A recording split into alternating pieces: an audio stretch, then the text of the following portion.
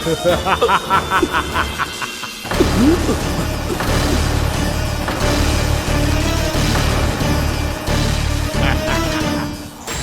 देवगण, असुर राज मूरा को ब्रह्मदेव का आशीर्वाद प्राप्त है। आप में से कोई भी इन्हें पराजित नहीं कर पाएगा।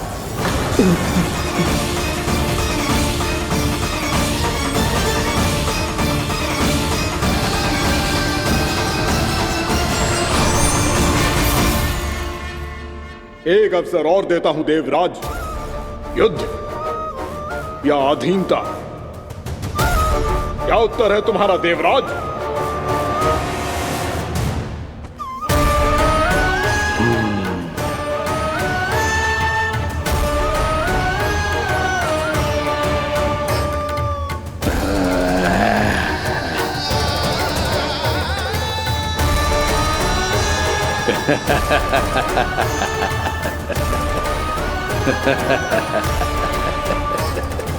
इंद्र और सभी देवताओं ने मूरा के आतंक में आके उससे भयभीत होके अपना सिंहासन छोड़ दियो। अब मूरा स्वर्ग का अधिपति बन गयो और शीघ्र ही उसने अन्य सभी असुरों को स्वर्ग में निवास करने के लिए आमंत्रित कर दियो। और इस प्रकार से वो धीरे धीरे तीनों लोकों का सम्राट बन गयो। उसे किसी ने रोका नहीं मैया? ना लल्ला, इतना साहस किसी में था ही ना। और फिर ये निश्चित करने के लिए कि भविष्य में किसी और असुर की मृत्यु ना हो, वो यमराज पे भी विजय प्राप्त करने के लिए यमलोक की ओर प्रस्थान कर दियो। वो तो अपने आप को और सभी असुरों को अमर बनाना चाहता था। पर देवता और यमराज भी उसकी ये योजना समझ गए थे। इसीलिए उसके आने से पहले ही सारे देवताओं ने श्री नारायण से सहायता के लिए गुहार लगाई। अब केवल आप ही कुछ कर सकते हैं प्रभु। अभी तो मूरा केवल त्रिलोक का स्वामी है, और यदि उसने यमलोक भी जीत लिया तो वो जीवन को ही नियंत्रित नहीं करेगा प्रभु, वो मृत्यु का भी स्वामी हो जाएगा।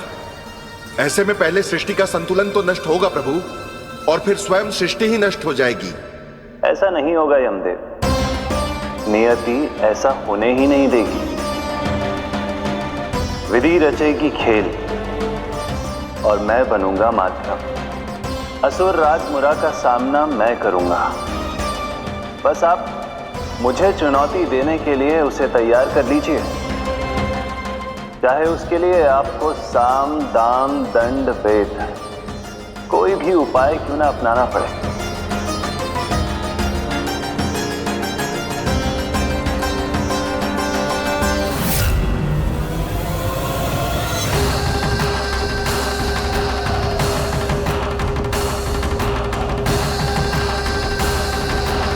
आप तो मेरी प्रतीक्षा में पहले से ही खड़े हैं यमदेव। तब तो आपने मेरी चुनौती के बारे में भी सुना ही होगा। कहिए, क्या उत्तर है आपका? मेरा स्वागत करके अपना राज्य त्यागेंगे या मेरा सामना करके अपने प्राण? असुर राज मूरा का सामना मैं करूंगा। बस आप मुझे चुनौती देने के लिए उसे तैयार कर लीजिए, चाहे उसके लिए आपको साम दाम दंड भेद कोई भी उपाय क्यों ना अपनाना पड़े।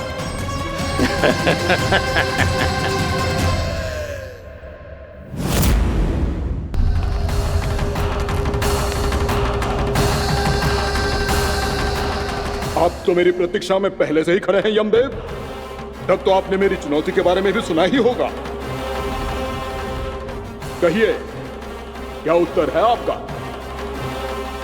मेरा स्वागत करके अपना राज्य त्यागेंगे या मेरा सामना करके अपने प्राण? हे असुर श्रेष्ठ, मैं आपकी अधीनता स्वीकार करने के लिए तैयार हूं। बस एक विनती है मेरी। शर्त को विनती का नाम देकर पहलाना चाहते हो मुझे यमराज? असुर राज मूरा के सामने शर्त रख पाओ, इतना सामर्थ्य नहीं है तुम में। इसका आभास है मुझे असुरराज, पर मैं आपकी अधीनता स्वीकार करूं इससे पहले आपको स्वामी धर्म का पालन करना होगा। मेरे पुराने स्वामी के क्रोध से मेरी रक्षा करनी होगी आपको। कौन है तुम्हारा पुराना स्वामी? भगवान श्री नारायण। और छोटी माँ, मूरा असुर को तो श्री नारायण से भी रक्षा का वरदान प्राप्त था ना? यही तो श्री नारायण की लीला थी बलराम। पर वो राक्षस अपने दम में जे समझ ही ना पाओ कि वो क्या भूल करने जा रहे है, और पहुंच गओ भगवान श्री नारायण को चुनौती देने के लिए।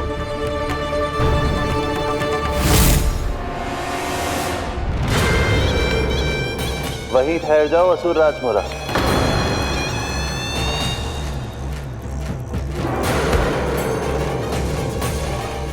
यहाँ क्यों आए? आपको पराजित करने और ये वैकुंठ जीतने, ताकि मैं यमलोक का स्वामी बन सकूं। फिर आओ, युद्ध भूमि में मेरा सामना करो।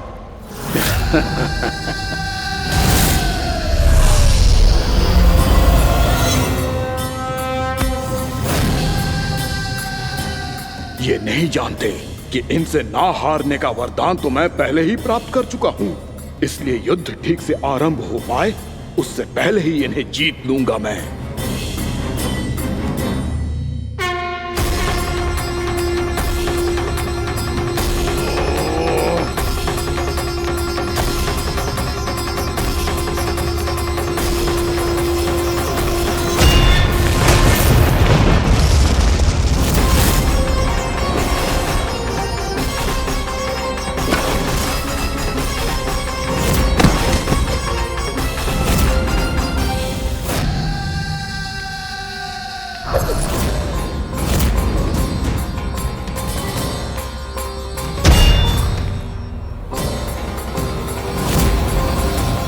और इस प्रकार ये युद्ध वर्षों वर्षों तक चलता रहो।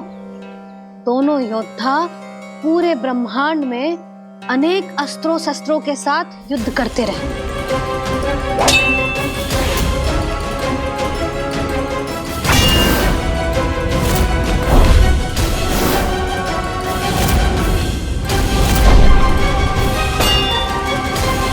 फिर क्या हुआ मैया?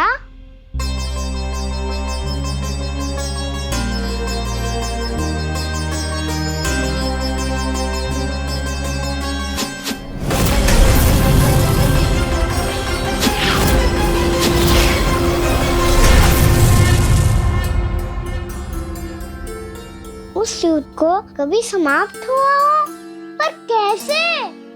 शीघ्र ही वो राक्षस थक गओ लल्ला।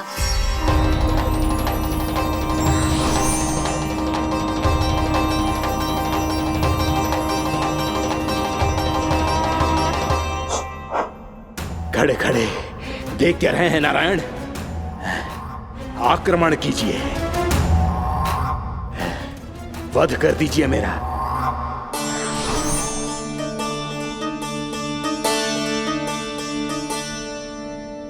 मैं तुम्हारी वीरता से प्रभावित हूं, इसीलिए इतनी थकान की स्थिति में मैं तुम जैसे वीर पर आक्रमण नहीं करूंगा। जाओ विश्राम करो। यदि फिर से युद्ध करने की इच्छा हो तो तुम्हारा स्वागत होगा।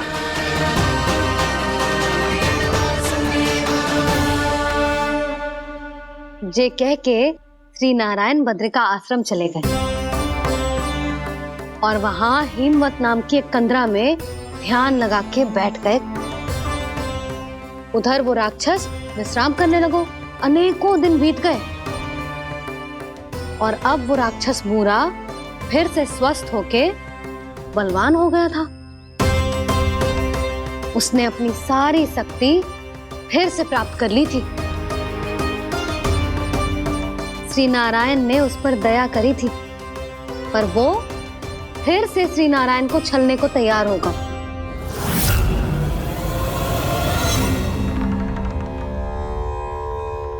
ध्यान में बैठे बैठे श्री नारायण योग निद्रा में चले गए,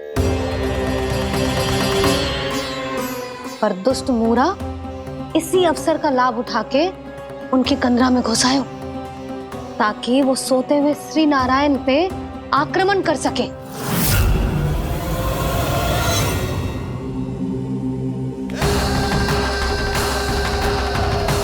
आज इस लंबे युद्ध को जीतकर अपने इस अंतिम शत्रु का भी अंत कर दूंगा मैं।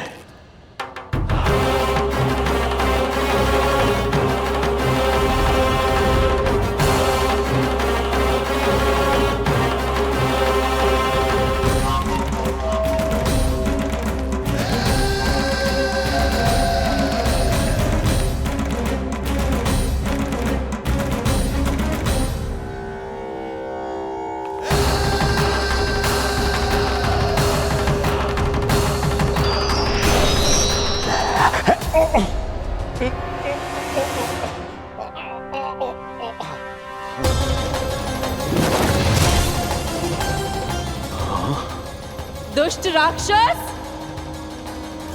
प्रभु ने तुझ पर दया की, तुझे संभलने का अवसर दिया। तू इन्हीं पर ही छल से वार करने चला है।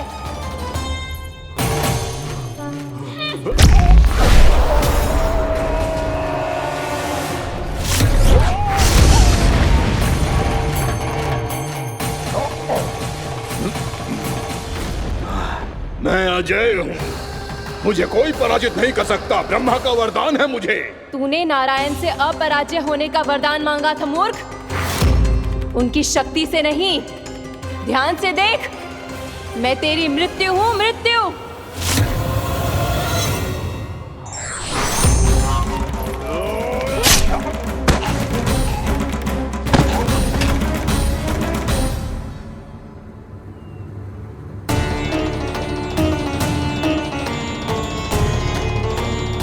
वो देवी कौन थी छोटी माँ? और कौन बलराम, वही तो थी देवी एकादशी।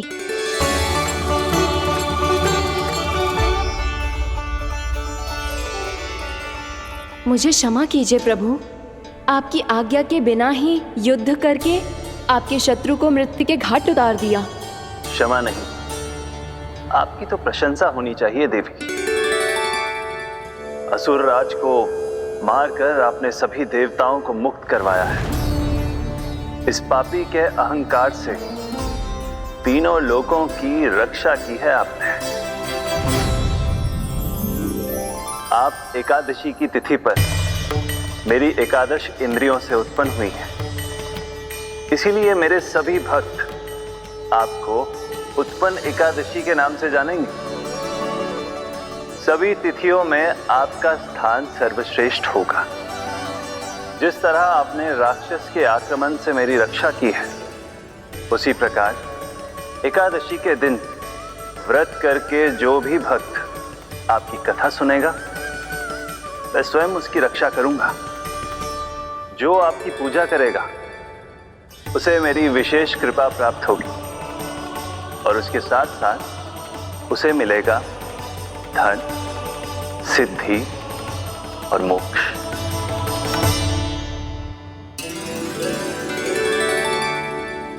इसीलिए आज के दिन व्रत रखने का बहुत अधिक महत्व होता है। बोलो एकादशी मैया की जय। बोलो श्री नारायण भगवान की जय।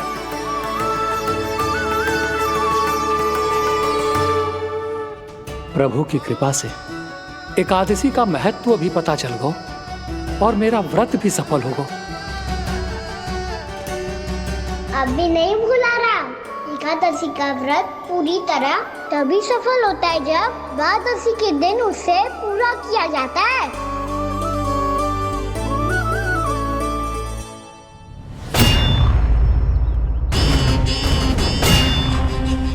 आवश्यक है आपको यह आभास होना कि उस विष्णु अवतार को पराजित करने के लिए आपके साधारण योद्धाओं में वो सामर्थ्य नहीं है।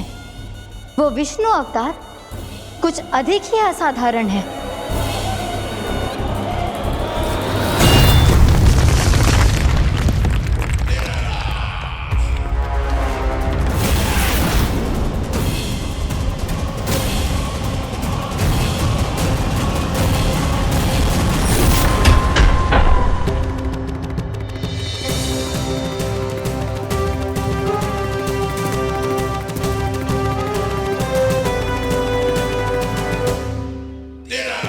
अब मैं दिखाऊंगा उस विष्णु अवतार को असाधारण शत्रु क्या होता है।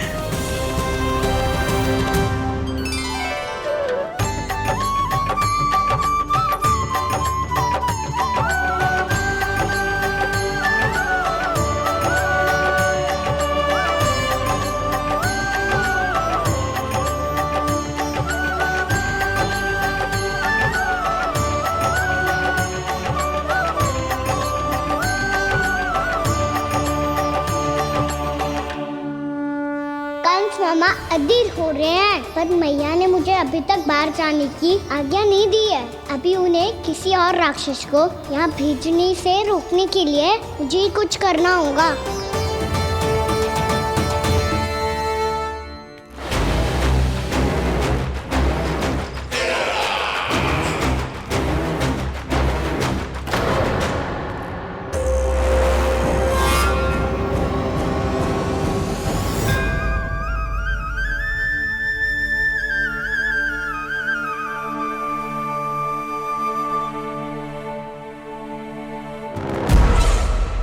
कौन हो तुम? बचपन से ही मुझे मारने का सपना देख रहे हैं, सिर्फ मुझे ही नहीं पहचानते।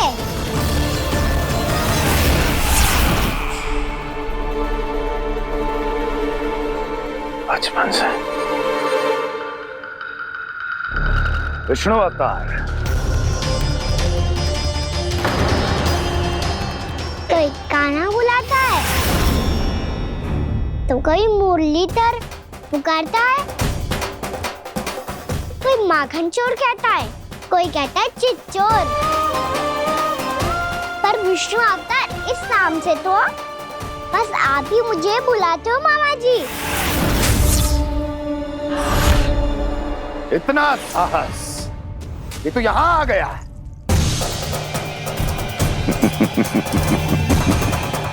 यहाँ आ तो गया तू विष्णु अवतार, किंतु यहाँ से जीवित नहीं जाएगा।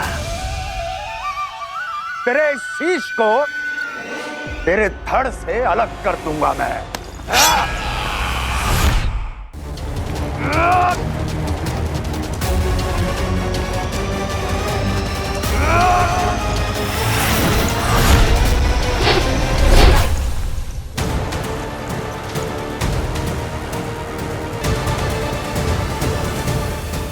कहाँ देख रहे हो मामा जी? मैं तैयार हूँ।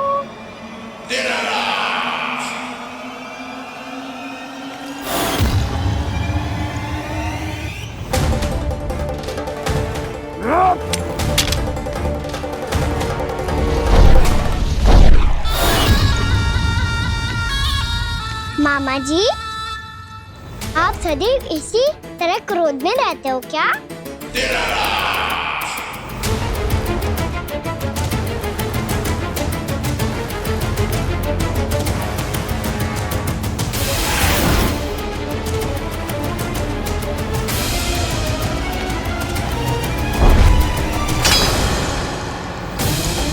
छोड़ छोड़ मेरी तलवार को।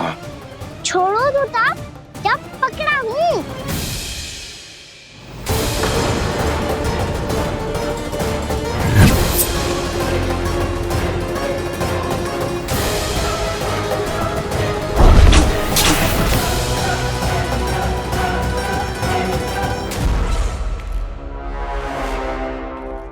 मामा जी,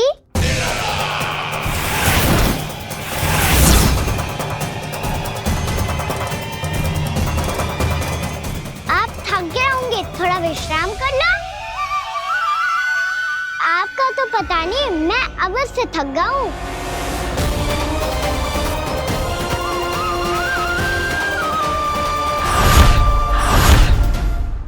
मेरे सिंहासन पर बैठने का तो साहस। अभी तो बस अभ्यास कर रहा था मामा जी। भविष्य में मुझे तो बैठना है यहाँ। आपने बल प्रयोग करके से अपने पिताजी से छीना था, मैं आज छीन लूंगा। जो छल और बल से लिया जाए वो अधिक समय तक टिकता नहीं है मामा जी।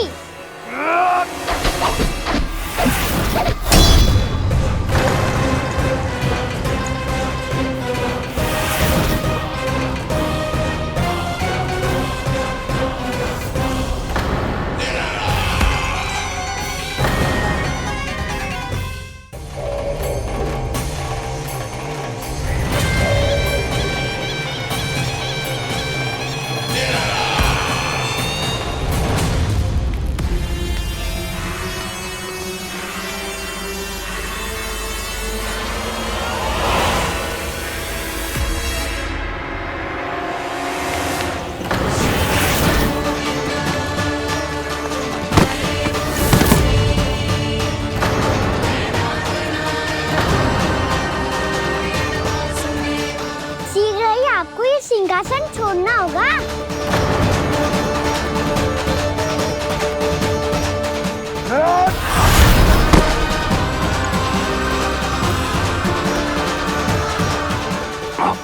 वो मेरा सिंहासन छीनना चाहता। वो आ रहा है, वो आ रहा है। सैनिकों!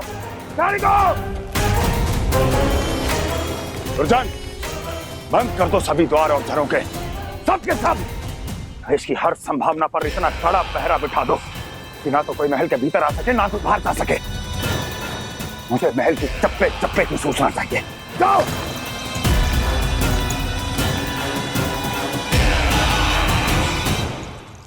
सिंहासन।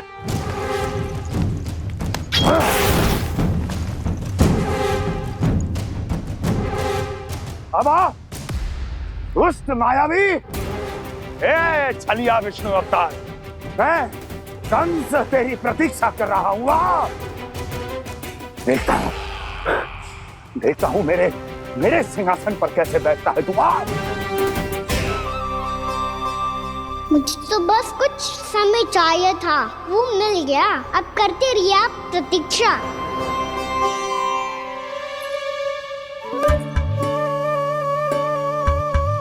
जी अपने आप से बातें क्यों कर रहे हो जी?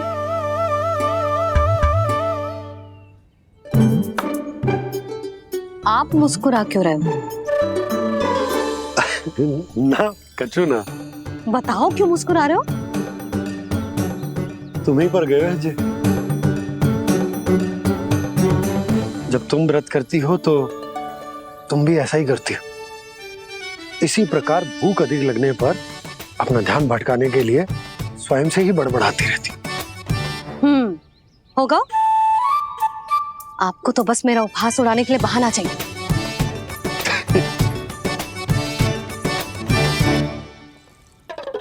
लल्ला, भूख लगी है? ना मैया, व्रत करे तो भूख कैसे लगेगी?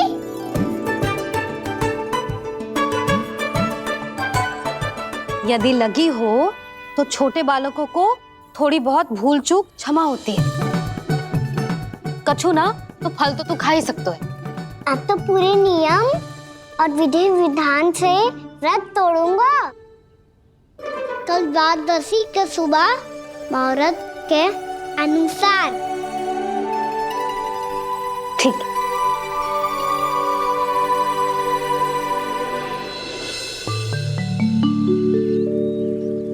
लल्ला, एकादशी समाप्त हो गई है, द्वादशी लग गई है। अब तू व्रत तोड़ सकते है। भोजन कर ले। ले।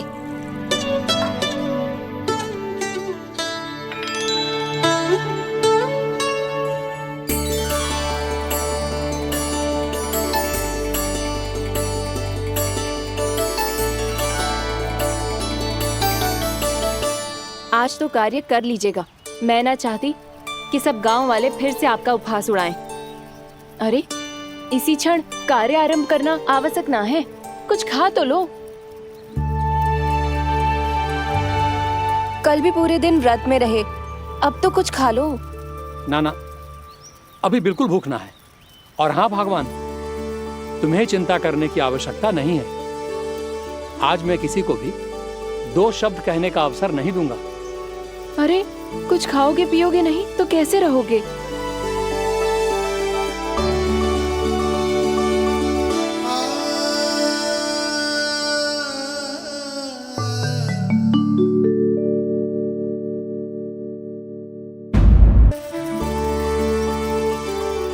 अरे, इसी क्षण कार्य आरंभ करना आवश्यक ना है। कुछ खा तो लो। ना, अभी बिल्कुल भूख ना है। और हाँ भगवान, तुम्हें चिंता करने की आवश्यकता नहीं है। आज मैं किसी को भी 2 शब्द कहने का अवसर नहीं दूंगा।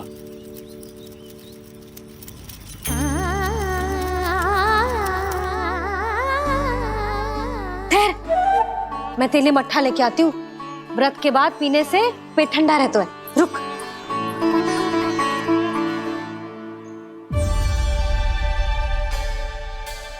भक्तों ने अभी तक व्रत नहीं तोड़ा है, मैं कैसे तोड़ लूं? भूख कहाँ से होगी? श्री हरि नाम से पेट तो भर लेते हो। श्री हरि श्री हरि श्री हरि।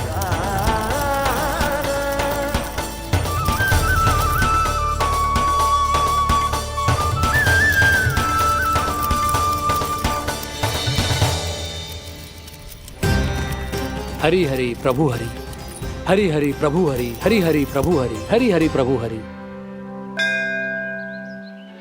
कल से अन्न का एक दाना ना गो है पेट में। अब क्या व्रत तुड़वाने भी आपके प्रभु ही आएंगे? अब क्या व्रत तुड़वाने भी आपके प्रभु ही आएंगे? मैया,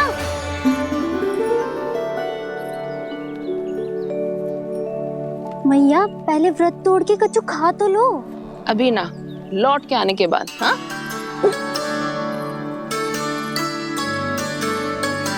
बलराम ठहरो पुत्र, पहले कुछ खा लो, व्रत तोड़ना आवश्यक होता है। मैया ने एकादशी का महत्व बताया। लगता है मुझे सबको द्वादशी पर व्रत तोड़ने समाप्त करने का महत्व बताना होगा। हरि हरि हरि हरि हरि मेरे हरि।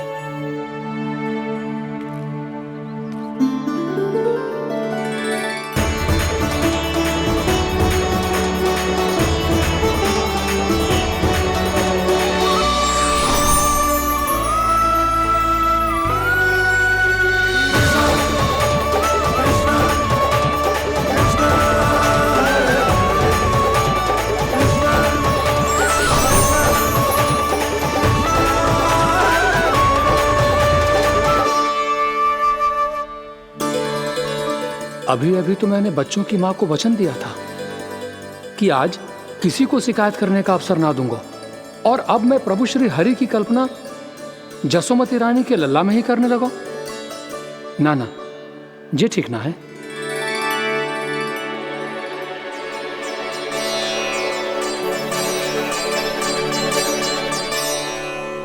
ठीक ही तो है, बिल्कुल सही पहचाना है आपने। बड़े तो बड़े, अब तो बालक भी हमारा उपहास उड़ाने लगे।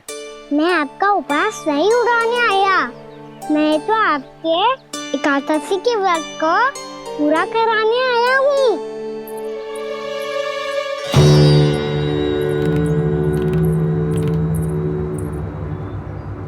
कान्हा,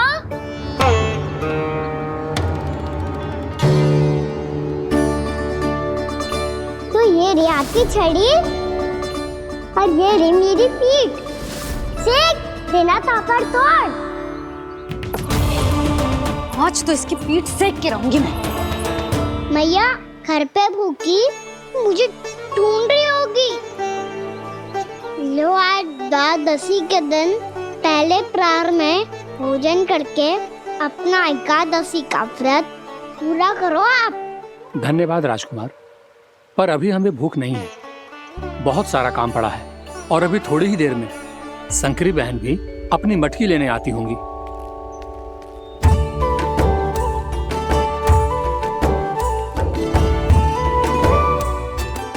पर मैं आपका व्रत पूरा कराए बिना नहीं जा सकता। भला क्यों? भक्त भूखा रहे और भगवान खा ले, ऐसा हो सकता है भला?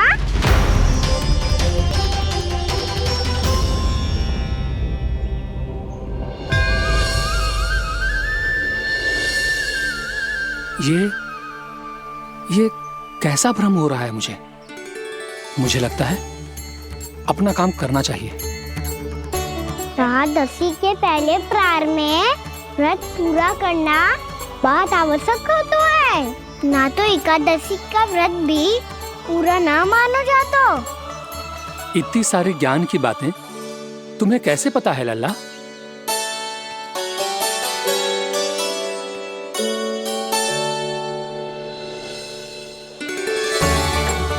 जैसे एकादशी की कथा होती है, वैसे द्वादशी की महिमा भी एक बहुत महत्वपूर्ण कथा है।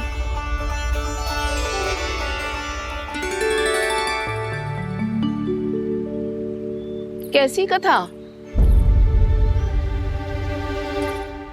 बिल्कुल सही समय पे आई हो आप। क्योंकि आपको ये कथा आपको अवश्य सुननी चाहिए।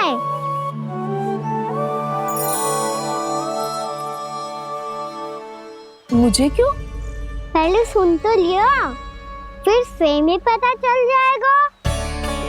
बहुत समय पहले एक राजा हुआ करते थे, राजा अम्बरीश। भगवान श्री हरि के बहुत बड़े भक्त थे। ओम नमो नारायणाय। ओम नमो नारायणाय।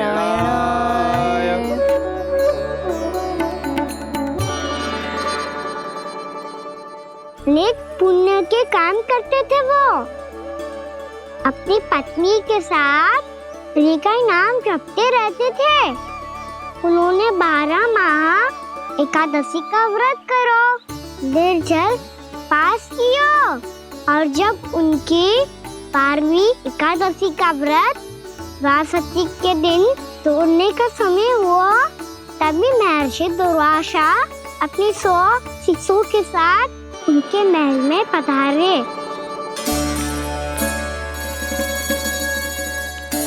प्रणाम स्वीकार करें महर्षि। आप जैसे महान ऋषि मेरे राज्यसभा में आए, वो भी ऐसे अवसर पर जब मैं और मेरी पत्नी निरंतर 12 एकादशियों के बाद अंतिम एकादशी का व्रत तोड़ेंगे। इससे बड़े सौभाग्य की क्या बात हो सकती है हमारे लिए।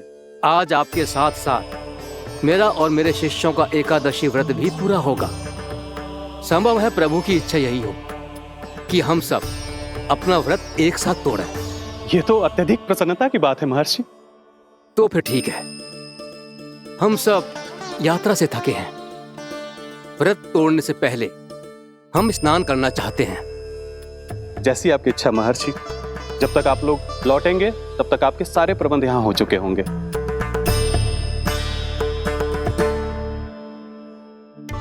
महर्षि दुर्वासा स्नान करने गए थे, पर उन्हें लौटने में विलंब हो रहा था, और इधर द्वादशी पर व्रत पूरा करने का मुहूर्त बीता जा रहा था। महाराज अम्बरीश बड़ी विरगता के साथ महर्षि दुर्वासा के लौटने की प्रतीक्षा कर रहे थे। महाराज, व्रत तोड़ने का मुहूर्त बीता जा रहा है। बस कुछ ही समय बचा है। महर्षि और उनके शिष्यों को लौटने में न जाने कितना समय लग जाएगा। मेरा सुझाव है कि आप मुहूर्त समाप्त होने से पहले व्रत अवश्य तोड़ लें। गुरुदेव, हमने महर्षि दुर्वासा को वचन दिया है कि जब तक वो लौटेंगे नहीं तब तक हम व्रत नहीं तोड़ेंगे। इसीलिए मैं उनके लौटने के बाद ही भोजन ग्रहण करूंगा। पर महाराज, मुहूर्त यदि बीत गया और समय रहते हुए नहीं आए तो महाराज आपका व्रत पूरा नहीं होगा। महाराज, आपको उसका फल नहीं मिलेगा। महाराज, 12 एकादशियों का व्रत व्यर्थ चला जाएगा। किंतु गुरुदेव, यदि मैंने भोजन कर लिया तो ये तो अतिथियों का अपमान होगा। आप उचित कह रहे हैं महाराज। भोजन के लिए उनकी प्रतीक्षा अवश्य कीजिए महाराज। पर मुहूर्त रहते हुए एक तुलसी का पत्ता और जल ग्रहण कर लीजिए। इससे आपका व्रत भी पूरा हो जाएगा और अतिथि का मान भी रह जाएगा। आपका सुझाव अच्छा है गुरुदेव।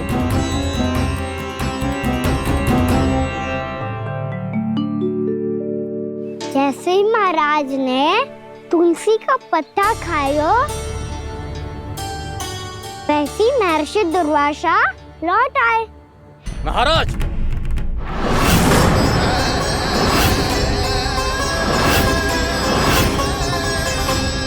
महाराज को उपास तोड़ते देखते बहुत क्रोधित हो गए।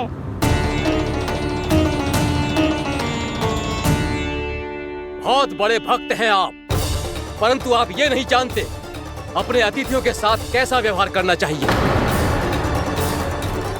आपने हमें साथ भोजन करने का वचन दिया था, पर अपना व्रत क्यों तोड़ा आपने? महर्षि, मैंने भोजन नहीं ग्रहण किया। कहीं मुहूर्त न निकल जाए इस कारण मैंने एक तुलसी का पत्ता ग्रहण कर लिया। 56 भोग खाया हो या एक पत्ता, अपना व्रत तोड़कर अतिथियों का अपमान किया है, मेरा अपमान किया है। अब आपको दंड भोगना होगा ताकि आप सीख पाएं कि अतिथियों के साथ कैसा व्यवहार होना चाहिए। महर्षि, आप जो भी दंड मुझे देंगे मुझे स्वीकार है, किंतु आप क्रोधित मत होइए। क्रोध का कारण आपने दिया है महाराज। एक महर्षि का अपमान करके राक्षसी प्रवृत्ति का परिचय दिया है आपने, इसीलिए अब एक राक्षसी आपको दंड देगी।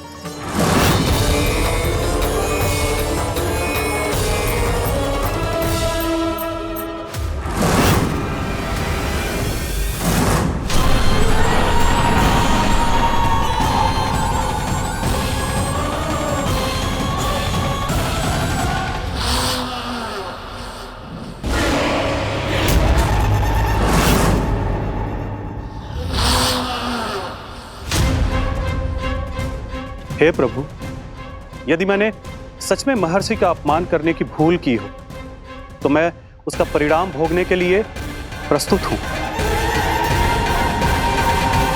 ओम नमो नारायणाय, ओम नमो नारायणाय नमः। महर्षि दुर्वासा को यह आभास ही नहीं था कि महाराज अम्बरीश ने उनका अपमान नहीं किया था, फिर भी उसे अपमान मान के वो श्री नारायण के भक्त पे संदेह कर रहे थे। मैंने भी तो भोला राम की भक्ति पे संदेह किया था। हे नारायण, ये क्या पाप हो गया मुझसे? संदेह किसी अपमान से कम ना हो तो, और भगवान सब सह सकते हैं, पर उनके प्रिय भक्तों का अपमान सहन ना कर सकते, इसीलिए उन्होंने अस्त्रक्षेप करने का निर्णय लिया।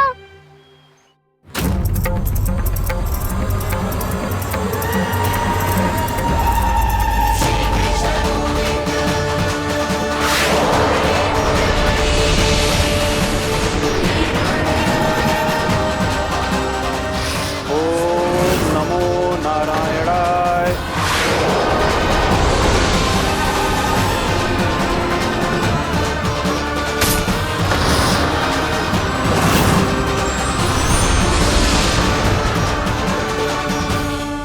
और फिर भगवान का वो सुदर्शन चक्र महर्षि दुर्वासा के पीछे पड़ गया।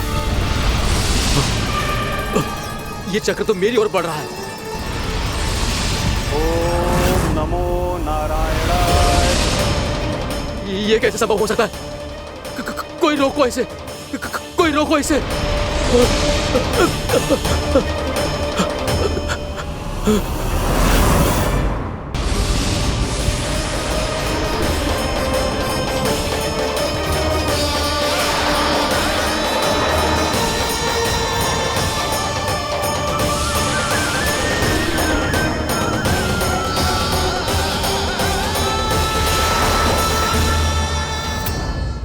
चक्र से अपने प्राण कैसे तैसे बचाते बचाते महर्षि दुर्वासा ब्रह्मलोक जा पहुँचे। ब्रह्मदेव रक्षा कीजिए, ब्रह्मदेव सहायता कीजिए, मुझे बचाइए ब्रह्मदेव, रक्षा कीजिए। ये सुदर्शन चक्र मेरे प्राणों के पीछे पड़ गया है, मुझे बचाइए ब्रह्मदेव, मुझे बचाइए। महर्षि, मैं चाहकर भी आपकी सहायता नहीं कर सकता। ऐसी स्थिति में यदि कोई कुछ कर सकते हैं तो वो हैं सुदर्शन चक्र के स्वामी विष्णु, क्योंकि सृष्टि में केवल वही है जो इसे नियंत्रित कर सकते हैं। वो ही इसे वापस लौटने का आदेश देकर आपके प्राणों पर छाए हुए संकट को दूर कर सकते हैं। किंतु हां, मैं सुदर्शन चक्र से इतना अवश्य कहूंगा कि जब तक आप विष्णु लोक में पहुंच नहीं जाते, वो आपको किसी भी प्रकार की हानि ना पहुंचाए। आपका बहुत बहुत धन्यवाद, आपकी सदा ही जय हो।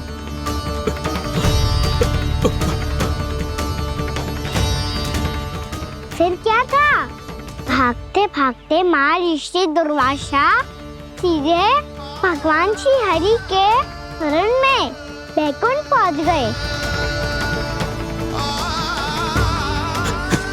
त्राहिमाम प्रभु, त्राहिमाम, मुझे बचाइए, मेरी सहायता कीजिए प्रभु, मेरी सहायता कीजिए। मैं आपके इस चक्र और ऊर्जा से नहीं भाग सकता प्रभु, कृपया करके अपने सुदर्शन को रोकिए, इसे वापस लीजिए प्रभु। यह असंभव है महर्षि। एक बार सुदर्शन चक्र मेरे हाथों से छूट जाए तो अपना उद्देश्य पूरा किए बिना, मेरे भक्तों की रक्षा किए बिना वापस नहीं लौटता। कोई तो उपाय होगा प्रभु, कृपया करके मेरे प्राण बचाइए प्रभु। मैं सुदर्शन की ऊर्जा से जलकर भस्म नहीं होना चाहता प्रभु। आप जो कहेंगे मैं करूंगा प्रभु। मेरी सहायता कीजिए प्रभु, मेरी सहायता कीजिए। मुझे नहीं लगता कि आप वो कर पाएंगे। मैं अवश्य करूंगा। मैं अपनी प्राण रक्षा के लिए कुछ भी करूंगा प्रभु। आपने मेरे भक्त राजा अम्बरीश को भक्ति का कर्तव्य निभाने के लिए अपमानित और दंडित किया है महर्षि, पर भक्त की रक्षा करना भगवान का कर्तव्य है। इसलिए यदि आप भक्त राजा अम्बरीश के पास जाकर क्षमा याचना करें और यदि वो आपको क्षमा कर दे तो ही ये चक्र आपके प्राण लिए बिना लौट सकता है। अन्यथा आप तो जानते हैं महर्षि, मेरे भक्त का अपमान मेरा अपमान। भक्त का अपमान भगवान के अपमान से कम ना हो तो है। महर्षि दुर्वासा को भी ये बात समझ आई और फिर उन्होंने महाराज अम्बरीश से क्षमा याचना की। महाराज महाराज महाराज महाराज महाराज, मुझे क्षमा करें महाराज। मुझसे बहुत बड़ी भूल हो गई महाराज, मुझसे बहुत बड़ी भूल हो गई महाराज। महर्षि, आप हमारे चरण छुए ये उचित नहीं। महाराज महाराज अम्बरीश, आप नारायण के सच्चे भक्त हैं। मैंने आपको अपमानित किया, दंडित करने का प्रयास किया महाराज।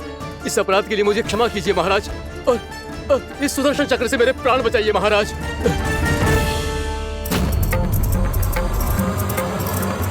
हे महान सुदर्शन, यदि महर्षि के लिए मेरे हृदय में अभी भी वही सम्मान और प्रेम हो जो इनके प्रथम आगमन पे था, तो कृपया आप अपने धाम वापस लौट जाइए।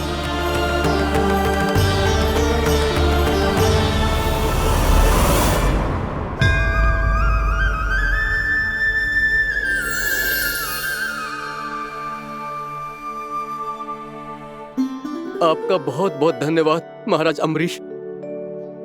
मैं आपको आशीर्वाद देता हूं कि आप देवराज इंद्र के समान शक्तिशाली हों। आपकी कीर्ति का पताका 10 दिशाओं में फहराए। मेरी बस एक ही इच्छा है महर्षि, कि मैं आपके साथ अपना उपवास तोड़ सकूं। अवश्य महाराज, हम सब भोजन आपके साथ करेंगे और अपने आप को नारायण की सेवा में अर्पित करके व्रत को पूरा करेंगे, क्योंकि आज जो यहाँ हुआ है उससे सिद्ध हो चुका है कि एकादशी व्रत का फल द्वादशी की सुबह भोजन करने से ही प्राप्त होता है।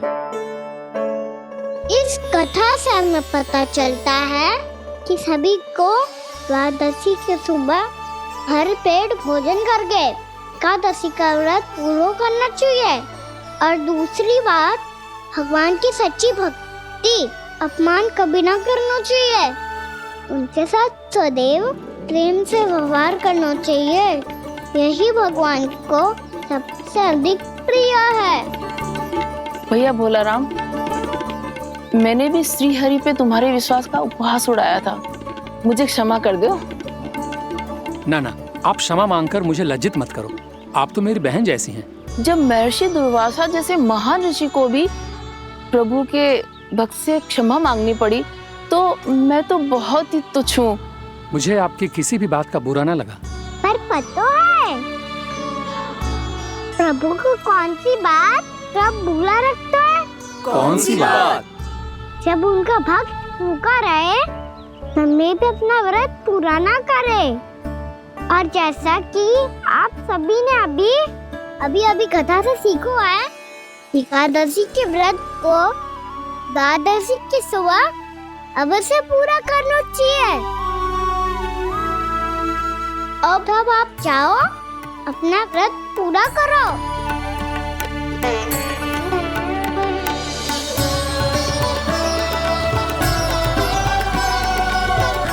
मैं आपके लिए जल लेके आती हूँ।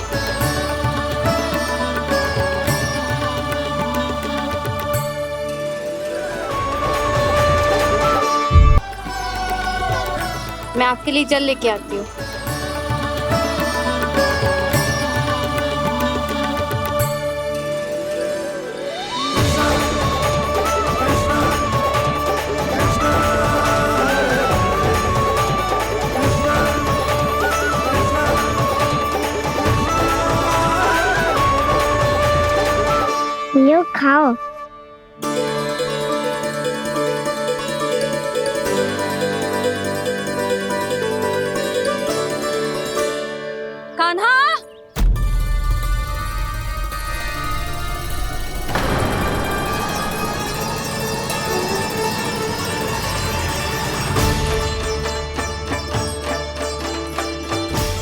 काका, सिगरेट छुपा लो मुझे, मैया आ रही है, बहुत क्रोध में लगती है।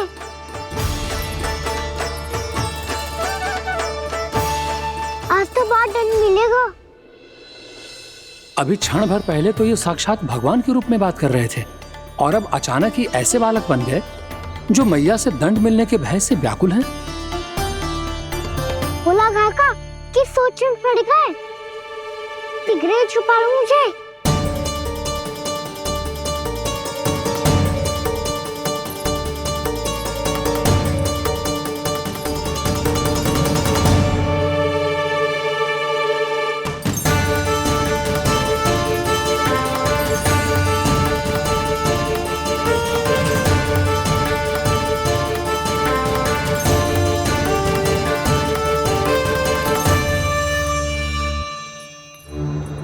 भोलानाथ जी, कान्हा को देखो है क्या? मैंने तो अपने प्रभु को देखा है। मैं अपने लल्ला को ढूंढ रही हूँ, उसे देखो है आपने? वही तो मैं भी कह रहा हूँ जसोदा रानी, मैंने सिर्फ और सिर्फ अपने प्रभु को देखा है। ये तो अब भी अपनी भक्ति में ही खोया हुआ है, इससे पूछ के कछु लाभ ना है, मुझे ही ढूंढना पड़ेगा।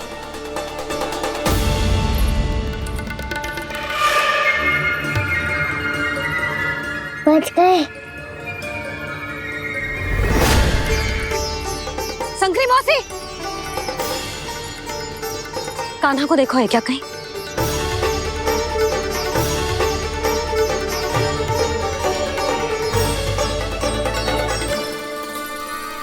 बोला काका, मुझे सिगरेट निकालो ना यहाँ से, भैया फिर से इधर ही आ रही है। सब कहते थे श्री हरि मेरे घर ना आ सकते। देखो आज प्रभु आ गए, उन्होंने अपने हाथ से मेरा व्रत पूरा कराया। हाँ आते हैं और आगे भी आएंगे हमारे श्री हरि हमसे मिलने और आके मोक्ष देंगे, है ना?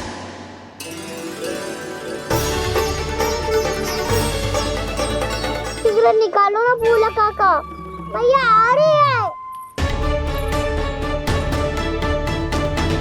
मैं ना निकालूं? मेरा अर्थ है मैं निकालूंगा, अवश्य निकालूंगा, पर तब तक नहीं निकालूंगा जब तक आप मेरी सारी बातें मान नहीं लेते हैं। कौन सी बात? प्रभु, मुझे मोक्ष प्रदान कर दीजिए प्रभु। तथास्तु। ना ना ना प्रभु, मेरे साथ साथ मेरे परिवार को भी मोक्ष दे दीजिए। तथास्तु। अब तो निकाल दो, मैया देख लेंगी। ना प्रभु, मेरे परिवार के साथ मुझसे जुड़ी हुई हर वस्तु, जीव जंतु, प्राणी, गाय बैल भैंस, सभी को मोक्ष प्रदान कर दीजिए प्रभु। तथास्तु। प्रभु, आप सच में अद्भुत हैं। मैंने जो मांगा आपने बिना सोचे समझे सब प्रदान किया। मैं ही अपनी मांगे बढ़ाता रहा। प्रभु, प्रभु मुझे क्षमा कर दीजिए। प्रभु मुझे क्षमा कर दीजिए।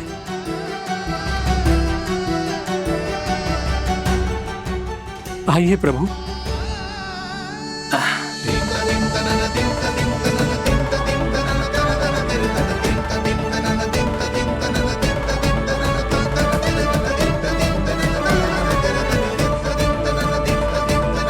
प्रभु, आप तो प्रभु हो, हरि हो, भगवान हो। आप चाहते तो इस मटके से स्वयं निकलकर बाहर आ सकते थे, फिर मेरी आपने हर इच्छा क्यों पूरी की? क्योंकि मेरे भक्त की इच्छा पूरी करने में मुझे भी प्रसन्नता मिलती है। ना तो मैं अपने भक्तों का अपमान सह सकता हूँ और ना ही उनकी इच्छा अधूरी रहने दे सकता हूँ।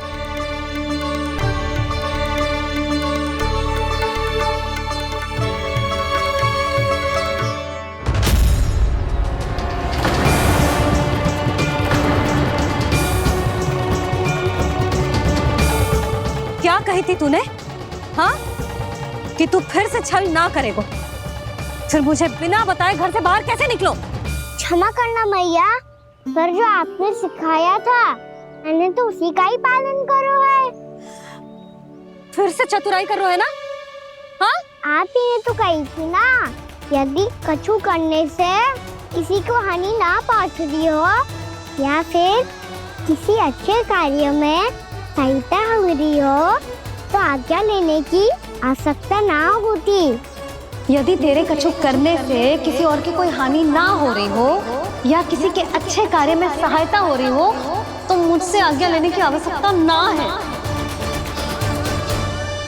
तो किस अच्छे कार्य के लिए आया है यहाँ? एकादशी के सुबह एकादशी का व्रत खोल के भोजन करा जाता है। ये बात ना तो भोला काका को पता थी, ना शंकरी मासी को और ना ही किसी और को।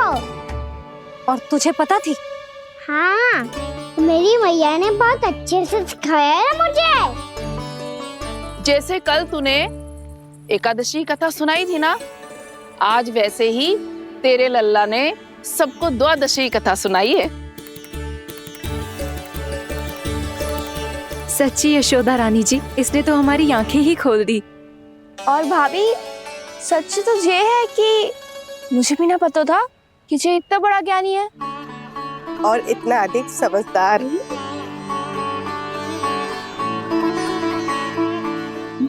द्वादशी की कथा? वो तो मैंने इसे कभी सुना ही ना है। फिर इसे कैसे पता थी? रानी जी, जो स्वयं भगवान हैं, भला उन्हें कैसे कुछ नहीं पता होगा। मैंने तो इन्हें पहचान लिया। और हाँ, आप सब लोग भी इन्हें अपने अंतर्मन की आंखों से देखिए, हो सकता है इन्हें पहचान पाएं। ये कोई और नहीं है, श्री नारायण है, मेरे श्री हरि, मेरे प्रभु। जय श्री हरि।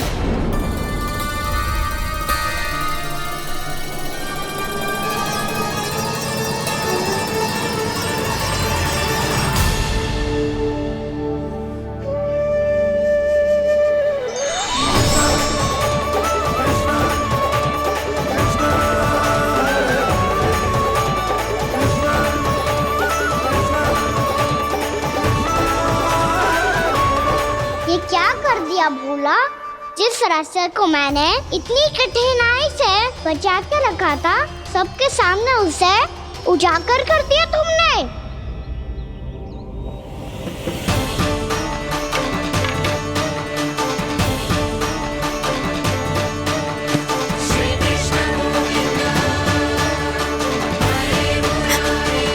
नारायण,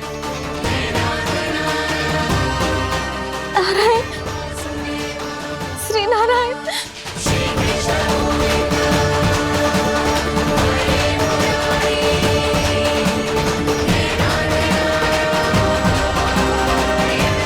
श्री नारायण।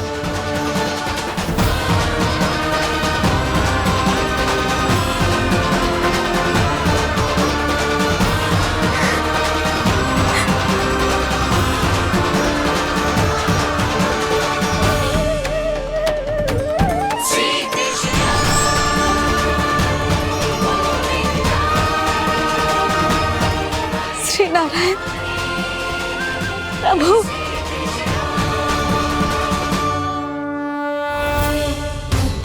जिस रास्ते को इतने जत्न से संभाल के रखा था, आज वो सबके सामने खुल गया। और तो और मेरा भेद मैया को भी पता चल गया। बाबा सब कहते रहे पर मैंने एक न मानी। सबने कही थी कि आप भगवान हैं, पर मैं मूर्ख आपको पहचान ही ना पाई। कितनी अभागी हूं मैं।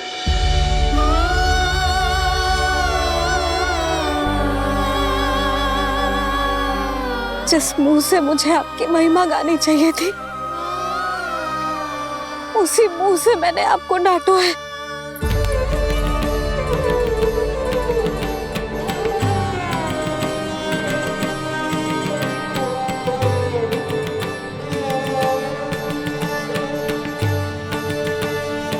जिन हाथों से मुझे आपके चरण छूने चाहिए थे, उन हाथों से मैंने आपके कान पकड़े।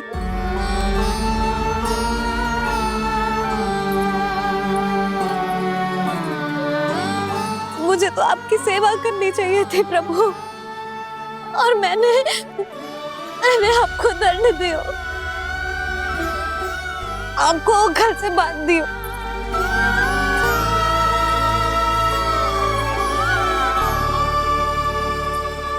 बावली हो गई थी प्रभु। अपने श्री नारायण को, अपने प्रभु को एक साधारण सा बालक समझ लियो मैंने। मैं आपके लिए भगवान नहीं हूँ मैया, साधारण बालक ही हूँ, बस आपका लल्ला। बुद्धि भ्रष्ट हो गई थी, भूल पर भूल करती चली गई। आज भी आपके पीछे पीछे छड़ी लेकर दौड़े चले आए।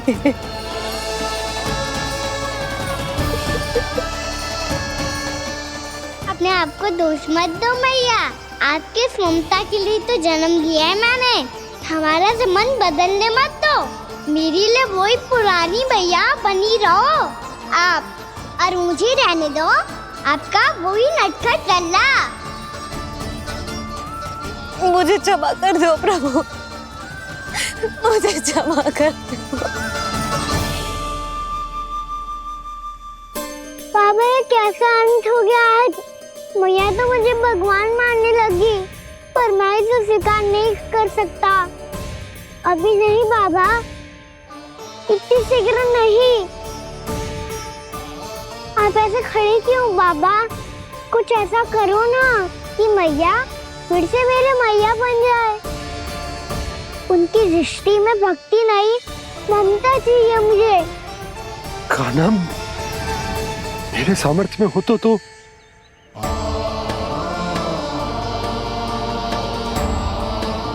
दाऊ, आप तो बड़े भाई हो, अपने छोटे भाई की सहायता करो ना, जिससे मैया सब कुछ भूल जाए। मैं क्या कर सकता हूँ कान्हा? कोई तो सहायता करो मेरी।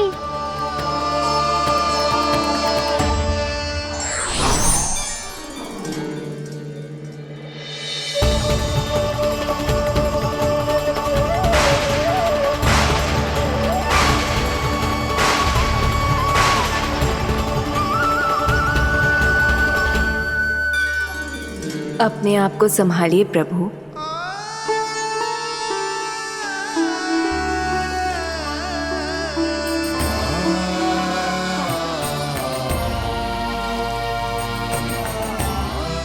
देखो ये क्या हो गया, भैया को सब पता चल गया। अभी तो मुझे मैया की ममता का शौक पूरी तरह हिला ही नहीं था। योग माया,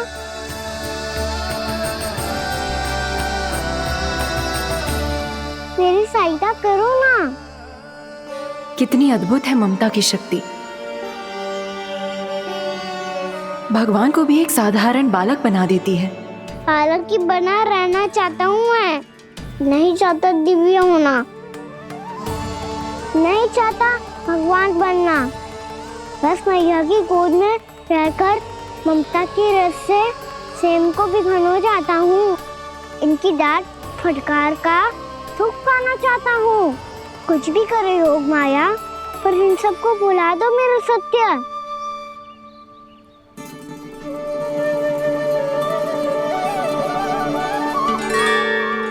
पर इन्हें तो मोक्ष का वरदान मिल गया है प्रभु, इसलिए इनके लिए समय की गति को लौटा पाना संभव नहीं होगा। प्रभु, अब मुझे ये सब भूलने की कोई आवश्यकता नहीं है। मुझसे जो त्रुटि हुई है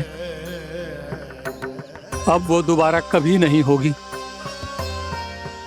और आज के बाद आपका ये सत्य मैं किसी को नहीं बताऊंगा प्रभु, क्योंकि मुझे पता चल गया है कि आपका यशोमती मैया के लल्ला बने रहना कितना आवश्यक है।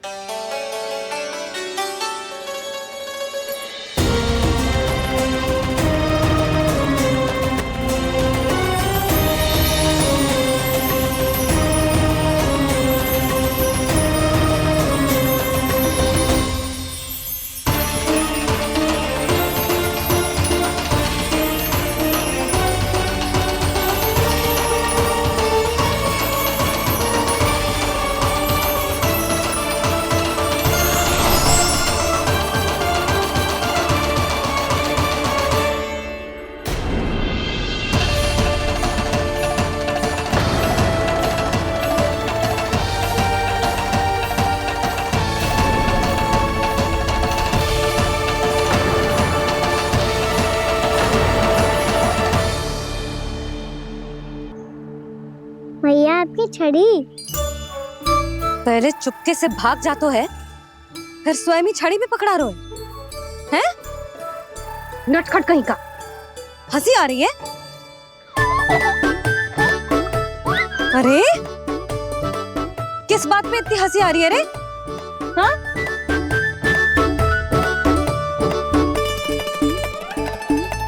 आपकी लीला अद्भुत है प्रभु, और अद्भुत है आपका मैया के प्रति प्रेम। हंसी ना है मैया, ये तो प्रसन्नता है, अपने मैया से मिल जाने की प्रसन्नता। अच्छा, ढूंढ मैं तुझे रही हूँ और तू कह रहे हो कि मैं मिल गई तुझे? तू घर चल लल्ला, अच्छे से पिटाई करूंगी तेरी।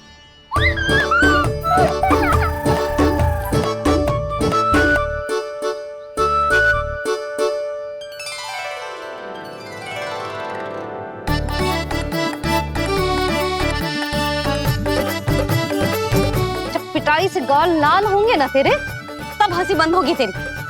चल।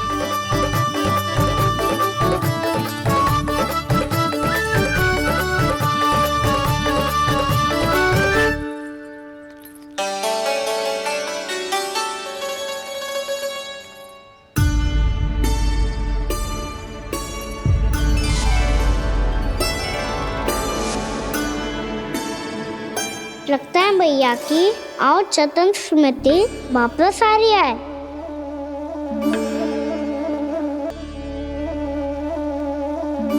यशोदा, क्या होगो? ना कछु ना। आपको बताऊंगी तो और हंसेंगे मुझ पे। बोल दो, मैं उपास ना उड़ाऊं, सच्ची।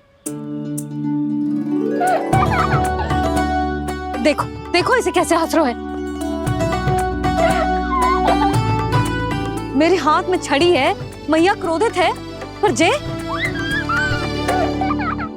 तनिक में भय ना लग रहा है इसे?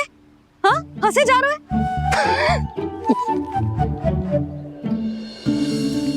दोनों बाबा लल्ला एक जैसे हो। चल तू, चल चल। दाऊ, आप तो बड़े भाई हो, अपने छोटे भाई की सहायता करो ना, जिससे मैया सब कुछ भूल जाए। सुबल, तू कच्चू खा क्यों ना रहो है? व्रत ही करना था तो बलराम के जैसे कल कर ले। तो कल तो एकादशी भी थी। खाना के बिना कछु करने का मेरा मन ही ना कर। तो बात तो सच्ची है, उसके बिना गोचारण भी ऐसा लगता है जैसे कितना भारी कार्य है, व्यवस्था में करना पड़ता है। सही कह रहे हो तुम दोनों। मैं तो गोपालक भी इसलिए बना था ताकि कान्हा के संग खेलने को मिल जाए। बलराम तो हमारा सगा काम और मुख्य अधिक है।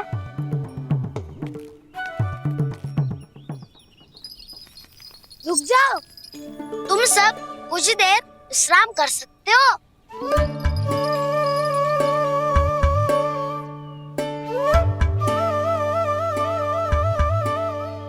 तू बोल।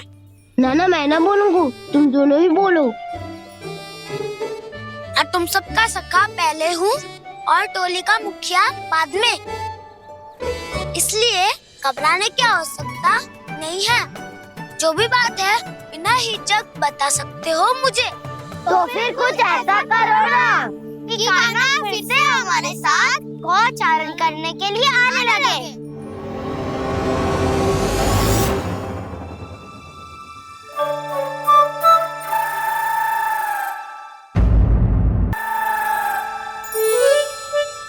बिना कछु बताए भाग गओ। ये भी ना सोचा तेरे बिना मैया बाबा व्रत कैसे तोड़ेंगे? देखो देखो अभी भी हंस रहा है। क्या होगा ऐसे? रुक, प्रसाद लेके आती हूँ। क्षमा कर दो मैया, पर जैसा आपके लिए मैं हूँ वैसे ही मेरे लिए मेरा भक्त, इसीलिए भोला राम का व्रत तोड़वाने जाना आवश्यक था।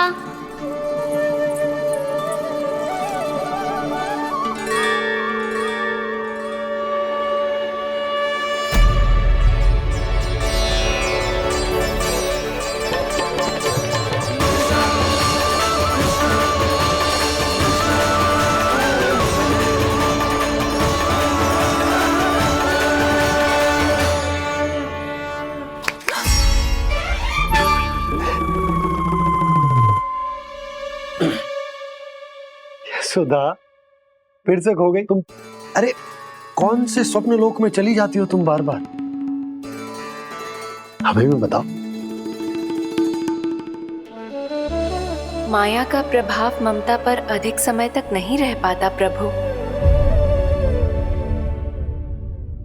अरे बोलो ना यशोदा, क्या सोच रही थी?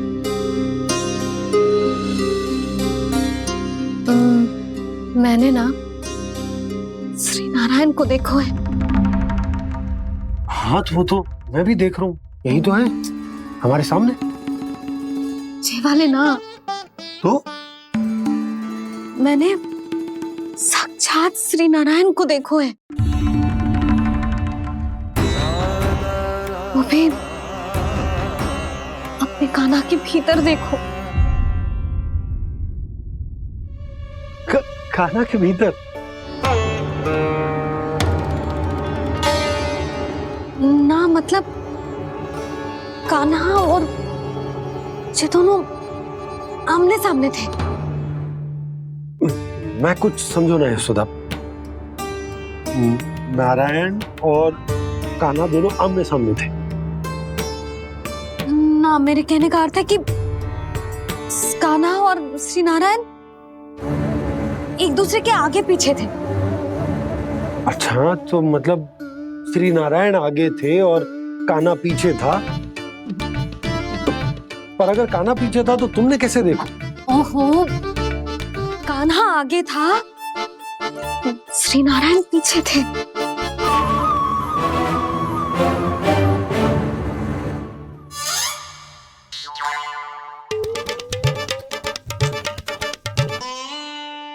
यशोदा, एक बार फिर से सोचकर बताओ कि नारायण आगे थे या कान्हा आगे था? ठीक से याद करो। बहुत बता तो रही हूँ जी, थोड़ी धुंधली धुंधली सी स्मृति है।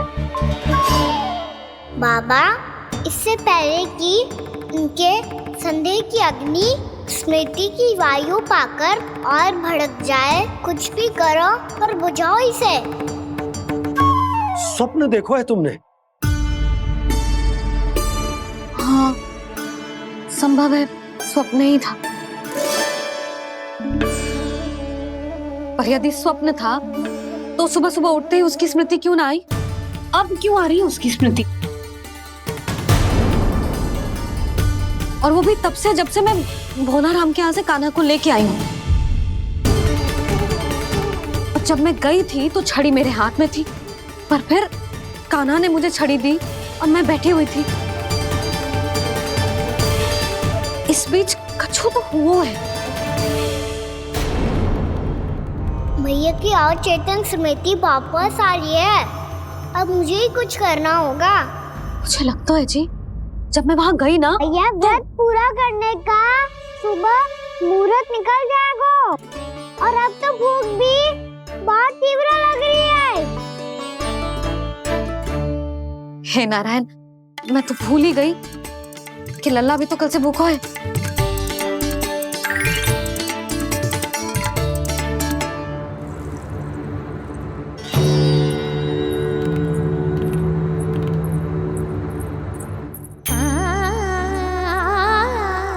ले, खा।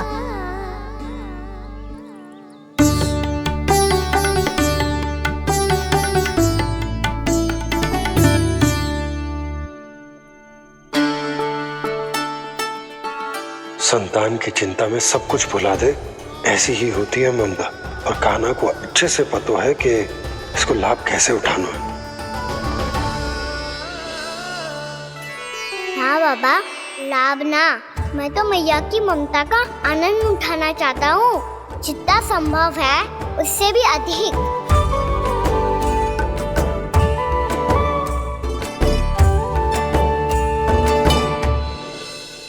बलराम, कान्हा को फिर से गौचारण आने के लिए केवल तू ही मना सकते है। तुम्हें ही वो क्षमता है, हमारी टोली के मुख्य गोपालक जो हो तुम। हाँ, और कान्हा के दाव भी तो हो तुम। हाँ, वो तुमको मना ना कर पाएगा। तुझे छोटा होने के नाते तुम्हारे आदेश का पालन तो करना ही चाहिए कान्हा को। चिंता मत करो सखा, मैं कछु कहूँ और कान्हा ना माने ये तो संभव ही ना है।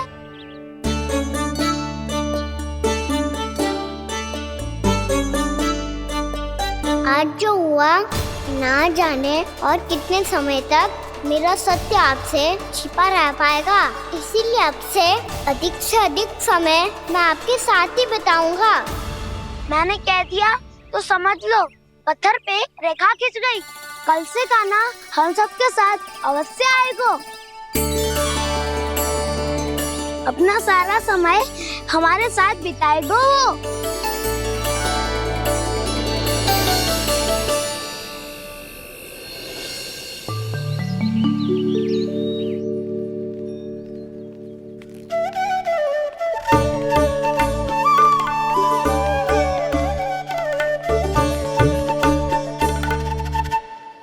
अभी तक तैयार नहीं हुए? तैयार? गौचारण के लिए चलना है ना, तुम्हें लेने आया हूँ। नाना दाऊ, मैं ना चल सकता, मुझे आज्ञा ना है। वो तो माखन चोरी के लिए भी नहीं थी। उस दिन जो वक्कासुर के सामने चले गए थे तुम, तभी तो नहीं थी आज्ञा।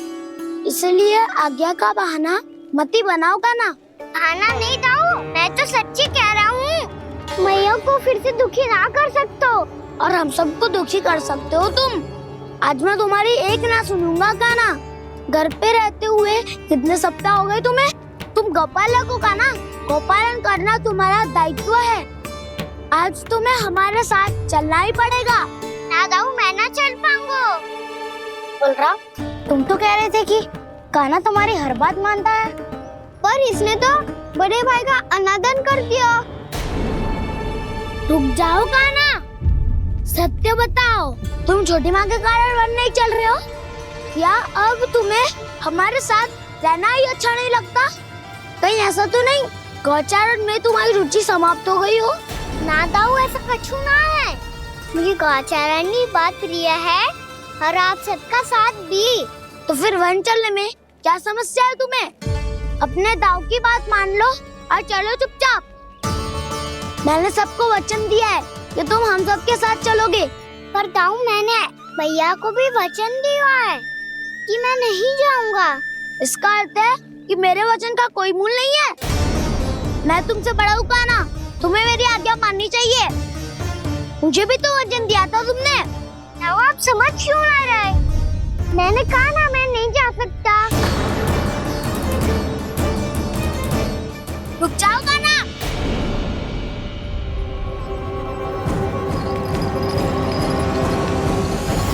ऐसे कैसे नहीं आ सकते? मैंने बल्कि हम सब ने तुम्हारी हर शरारत में तुम्हारा साथ दिया है, चाहे माखन चोरी हो या गौचारण। और अब तुम अपने दाऊ को ही पीठ दिखा के जा रहे हो। दाऊ, मैं आपका बहुत सम्मान करता हूँ, पर मैंने कहा ना, मैं नहीं जा सकता। मुझे मेरी मैया के साथ ही रहना है। तो फिर तुम्हारे लिए मैं यही महत्वपूर्ण है। दाऊ नहीं, सखा नहीं, गयाऊ भी नहीं। कान्हा ने तो तुम्हारी बात मानने से मना कर दिया बलराम। लग तो है सच्चो भाई ना है। जानते हो इससे क्या सिद्ध होता है कान्हा? कि तुम छोटी माँ के पुत्र नहीं हो, कि तुम छोटी माँ के पुत्र नहीं हो।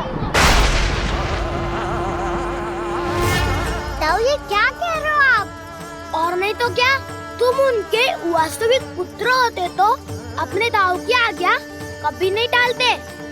ऐसा मत ही कहो दाऊ, मैं अपनी मैया का ही लल्ला हूँ। मुझे तो लगता है छोटी माँ हाथ से ग्रह करके लाई है तुम्हें।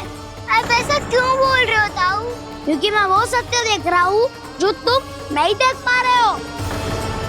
छोटी माँ और छोटे पापा दोनों गोरे हैं और तुम अपना रंग देख लो, स्वयं विचार कर लो। जी तो मैंने भी सोचा था, बस बोला नहीं। हाँ तो क्या हुआ, मेरी त्वचा का रंग अलग है, मैं उन्हीं का ही लल्ला हूँ। बस धूप में तुम सबके साथ इतना खेला हूँ कि मेरी त्वचा का रंग बदल को है। बड़बोली बात मत ही कर कान्हा, स्वयं को बचाने के लिए हम पर दोष लगा रहे हो। सत्य तो ये है कि तेरी त्वचा सदैव से ऐसी थी खाना। लग तो है ये कि बलराम सही कह रहा है। इसका अर्थ है कि सस्ते में नन काका यशोदा काकी इसके हाथ से ग्रेप करके आए हैं। बालक हाथ में थोड़ी ना मिलता है।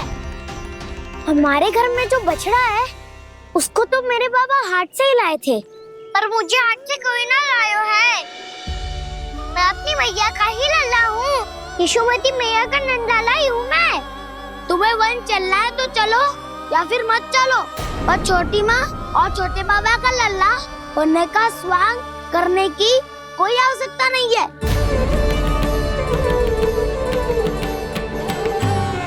तुम भी अति करते हो क्या ना? कब एक बालक की तरह व्यवहार करते हो और कब भगवान की तरह, कुछ समझ में नहीं आता।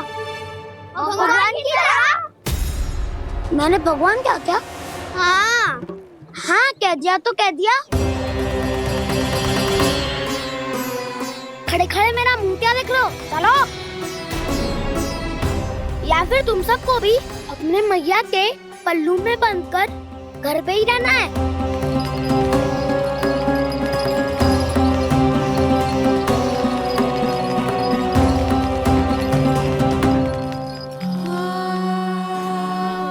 जानते हो इससे क्या सिद्ध होता है काना? कि तुम छोटी माँ के पुत्र नहीं हो, कि तुम छोटी माँ के पुत्र नहीं हो।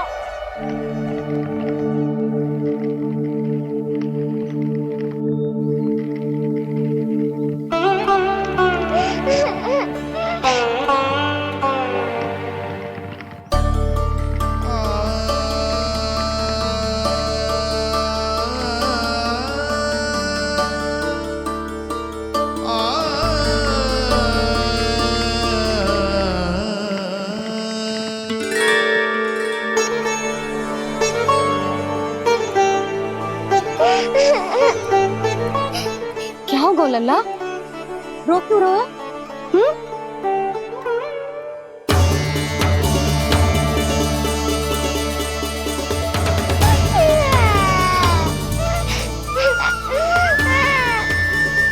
अरे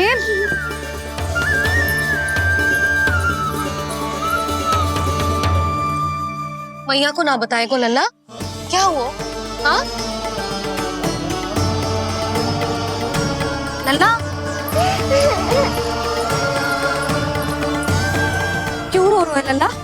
बता, किसी ने कछु कही है क्या? क्या होगा लल्ला? मैं आपका लल्ला ना हूँ।